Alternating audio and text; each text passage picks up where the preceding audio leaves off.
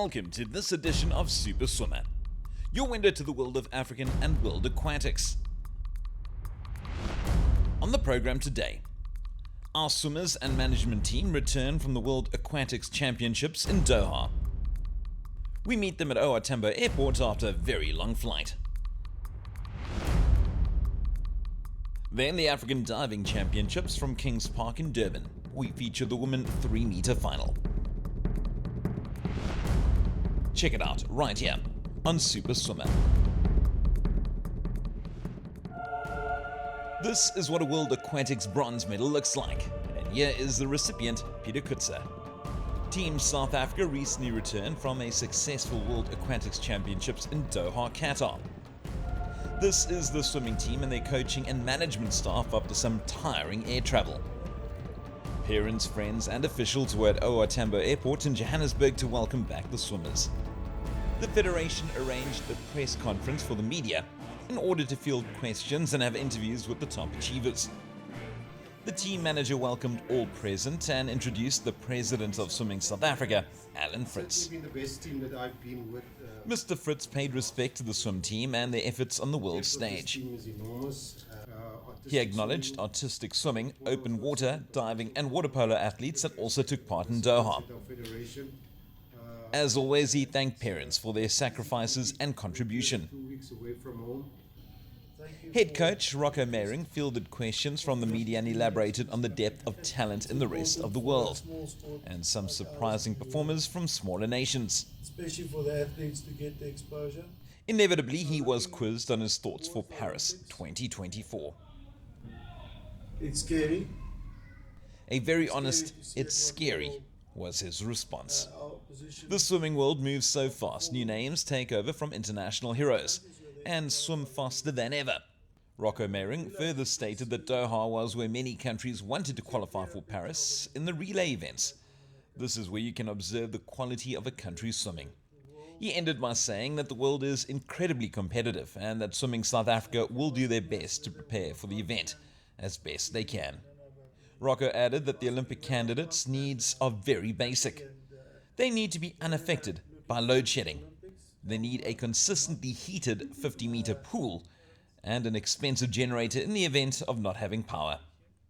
Yeah, it's always a privilege to be in the SA flag and represent the country in the finals. So yeah, it's always nice to represent the country, yeah. Mostly after my foot operation, I did struggle getting the flexibility in my foot back, just because getting cut open and surgically removing a piece of bone did cause a little bit of stiffness in my ankle. So the rhythm mostly came from getting my kick back and then working on the hips. So that is what we are still busy working on. I think it's definitely got to be considered as one of our most successful worlds, especially in recent times. When you look at the amount of youngsters that actually came through and made semi-finals, and having 5 different finalists, including Chad and Mats. Usually when we go to a World Champs, we might have 1 or 2 or 3 swimmers that are doing really well, and yeah, we had a whole host. So, all in all, I really don't think we can complain about the results. I definitely classify it as one of our best results recently. I think the only race that I'm really, I wouldn't say satisfied, but I was happy with, straight after the race, was the 200, because it was a personal best time, even if it was by 0.06, I think. It was a personal best, and I got under 156 for the first time, which is pretty competitive, at the Olympic level, and it's showing good signs for these next few months, because we haven't been able to do a lot of training yet, not a lot of back-end kind of work. But all in all, I think it was a very good experience, and I'm just grateful to walk away with the medal. So it was really nice to know that I can get my speed up in the 50.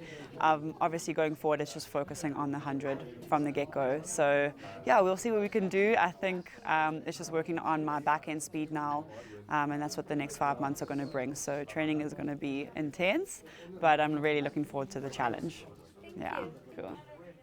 Doha was like an eye-opener, competition-wise, team preparations.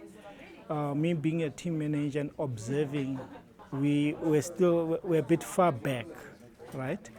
And that is, of course, it's influenced by financial resources.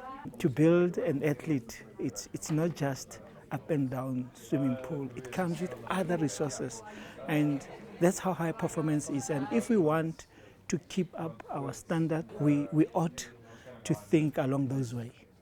It was a very positive in all aspects, very, very positive. And we've learned that if we work as a unit, we manage to pull it through. The support, individual support, the team support, that's what brought our morale back into the stage.